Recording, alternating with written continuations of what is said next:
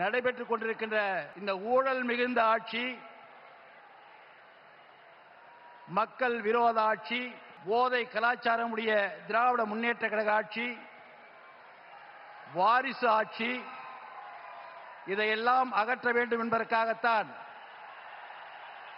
தேசிய ஜனநாயக கூட்டணியில் அனைத்திந்திய அண்ணா திராவிட முன்னேற்ற கழகமும் கூட்டணி கட்சிகளும் இணைந்து இந்த தேர்தல் களத்திலே போட்டியிடுகிறோம். எப்படி போற்றுதலுக்குரிய பாரத பிரதமர் அவர்கள்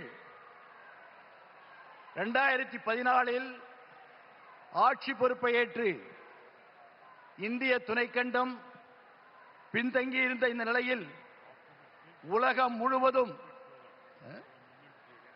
முழுவதும் இன்று இந்திய திருநாட்டை தலைநிமிரச் செய்து உலகத்திலேயே 4வது பொருளாதார மிக்க நாடாக உருவாக்கியவர் போற்றுதலுக்குரிய இந்த நாட்டினுடைய பிரதமர் மோடிஜி அவர்கள்.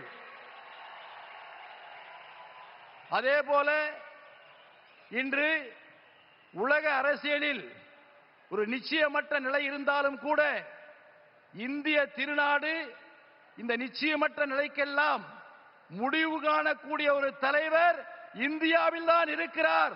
அவர் இந்த நாட்டினுடைய பாரத பிரதமர் என்று சொல்லாமல் சொல்லி தன்னுடைய வலிமையான செயல்பாட்டால் உலக தலைவர்களை கவரக்கூடிய ஒரு தலைவர் இன்று நம்மிடத்திலே இருந்து கொண்டிருக்கிறார். அதே போல தமிழகத்தில் ஒப்பாரும் மிக்காரும் இல்லாத அனைத்திந்திய அண்ணா திராவிட முன்னேற்ற கழகத்தினுடைய நிறுவன தலைவர் புரட்சி தலைவர் எம்ஜிஆர் அவர்கள் 11 ஆண்டு காலம் தமிழகத்தில் பொன்னாட்சியை கொடுத்தவர் புரட்சி தலைவர் எம்ஜிஆர். அதைத் தொடர்ந்து புரட்சி தலைவி அம்மா அவர்கள் 16 ஆண்டு காலம் இந்த தமிழகத்தில் அனைத்து துறைகளிலும் முதன்மை மாநிலமாக கொண்டு வந்தவர் புரட்சி தலைவி அம்மா அவர்கள். அதைத் தொடர்ந்து 4 ஆண்டு காலம் ஆட்சி பொறுப்பிலே இருந்த போற்றுதலுக்குரிய எங்களுடைய பொதுச் செயலாளர் எடப்பாடியார் அவர்கள் நல்லாட்சியை கொடுத்திருக்கிறார்.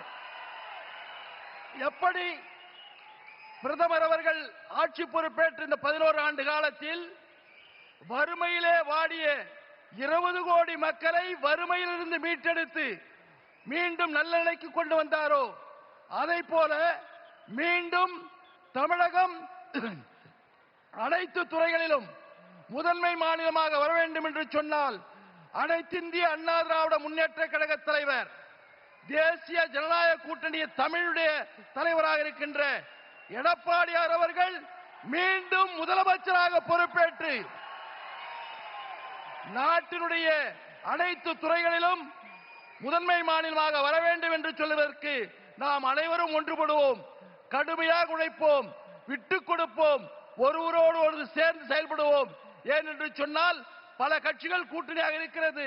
அவர்களை புரிந்து கொண்டு இந்த தேர்தல் களத்திலே தீய சக்தியான திராவிட முன்னேற்ற கழகத்தை வேரடி மண்ணோடு அறுத்து தேசிய ஜனநாயக கூட்டணி வெற்றி பெற்று அதனுடைய தலைவராக இருக்கின்ற போற்றுதலுக்குரிய எடப்பாடியார் அவர்கள் மாண்புமிகு தலைமை அமைச்சர் நரேந்திர மோடியினுடைய அவருடைய பாசத்தோடு, அவருடைய அணுகுமுறையோடு, அவருடைய ஆசீர்வாதத்தோடு மீண்டும் தமிழகத்தினுடைய முதலமைச்சராக எடப்பாடியார் அவர்கள் அமர்வதற்கு நாம் பாடுபடுவோம் என்று கூறி வாய்ப்பளித்தமைக்கு நன்றி கூறி விடைபெறுகிறேன். நன்றி, வணக்கம்.